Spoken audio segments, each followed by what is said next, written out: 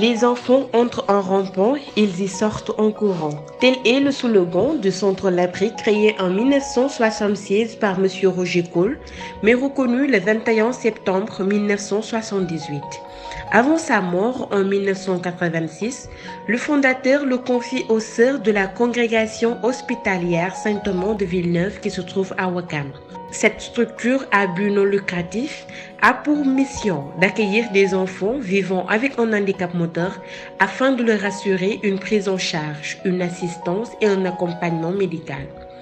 Sœur Monique Ning, qui est la responsable qui se charge de l'aspect médical du centre, nous explique les critères d'accueil. Nous avons pris des critères d'accueil qui nous permettent vraiment d'aller à l'essentiel ou plutôt à atteindre notre objectif qui est vraiment que quand l'enfant a fini ses soins en rentrant, il puisse marcher. Et parmi ces critères d'accueil, il y a d'abord que l'enfant soit âgé entre 4 ans et 12 ans.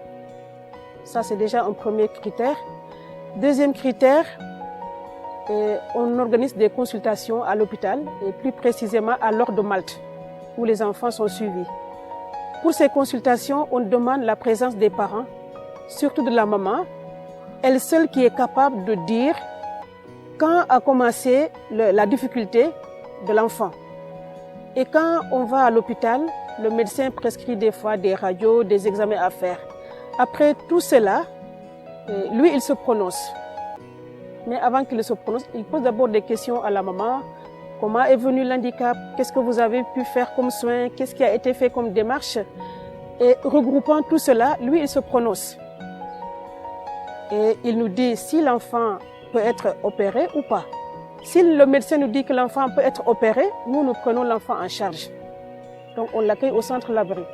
S'il nous dit que l'enfant ne peut pas être opéré, vu l'origine de son handicap, à notre grand regret, on ne peut pas prendre l'enfant.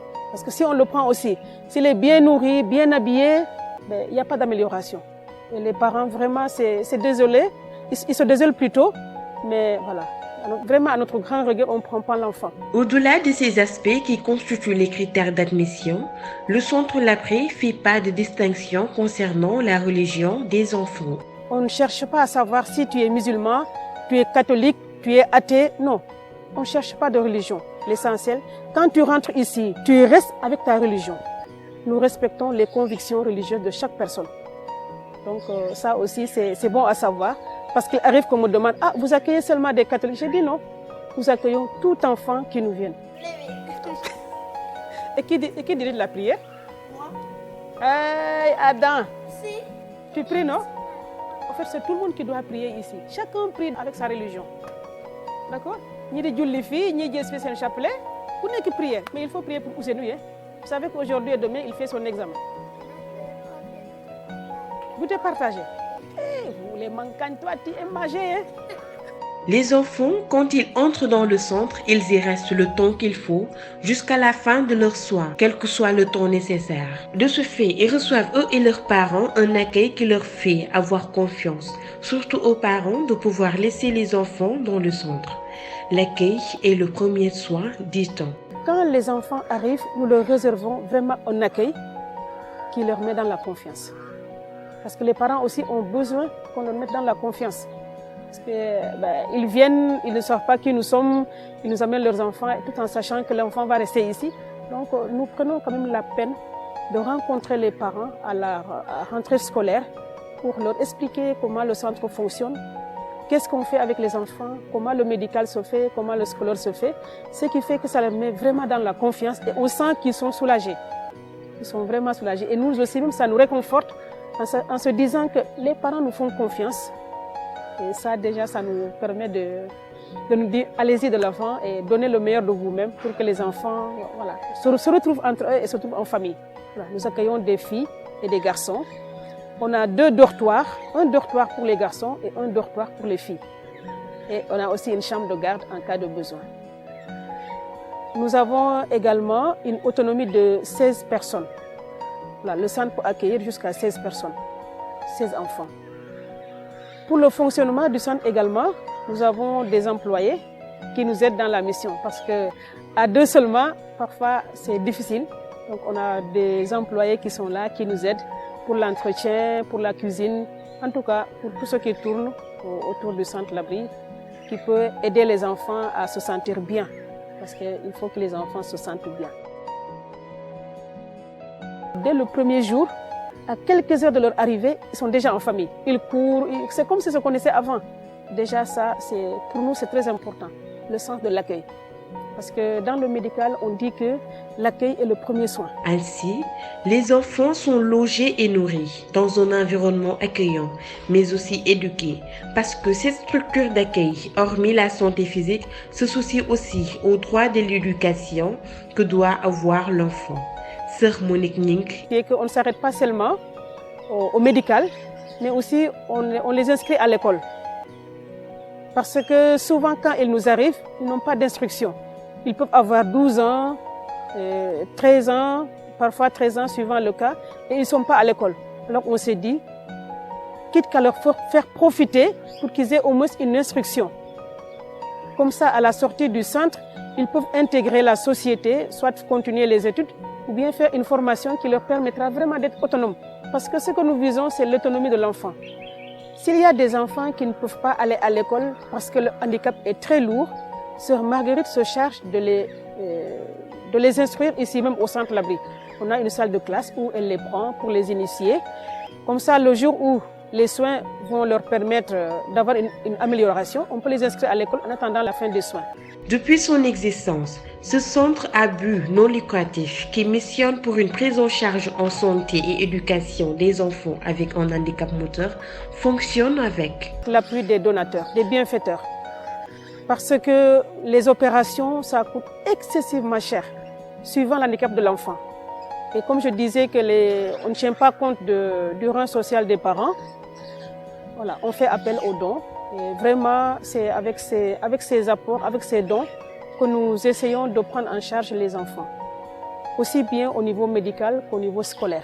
Nous sommes 2 religieuses, Sœur Marguerite et moi-même. Sœur Marguerite s'occupe de tout ce qui est scolaire et le lien avec l'extérieur. Moi, je m'occupe de tout ce qui est médical, donc je fais le lien avec les médecins, les hôpitaux, en tout cas tout ce qui touche le côté médical.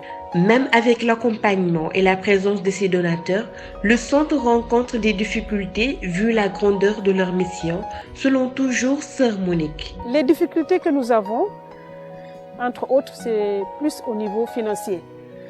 Parce que tout à l'heure, j'ai dit que les opérations et le scolaire coûtent très cher.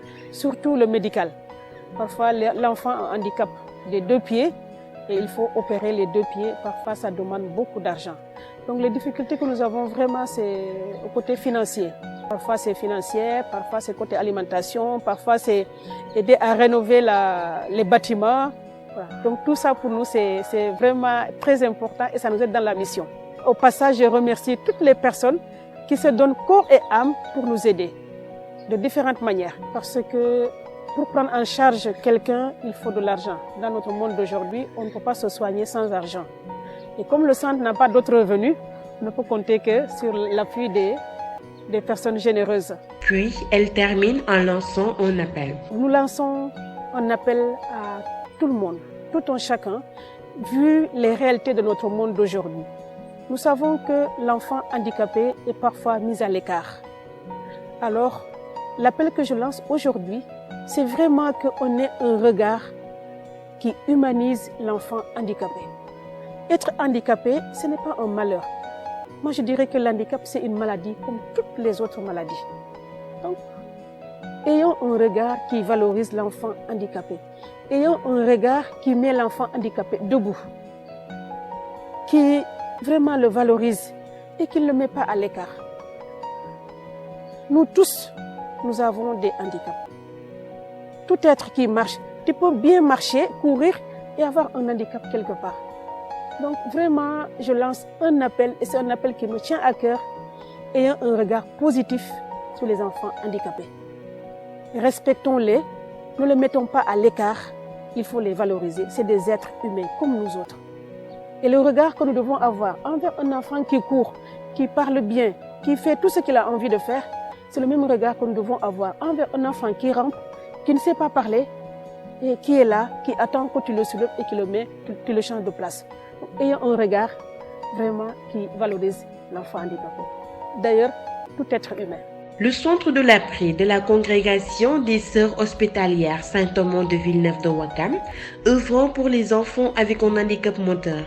Leur mission peut se résumer en 3 des 10 principaux droits de l'enfant, à savoir le droit d'être soigné et de bénéficier des soins et des traitements adaptés à l'âge, le droit à l'éducation et le droit à une protection spéciale pour les enfants handicapés. Et ceci entre dans le charisme des sœurs de la congrégation Saint-Thomas de Villeneuve, qui est le service du plus pauvre, faire fleurir l'hospitalité. Faire fleurir l'hospitalité. Faire fleurir l'hospitalité.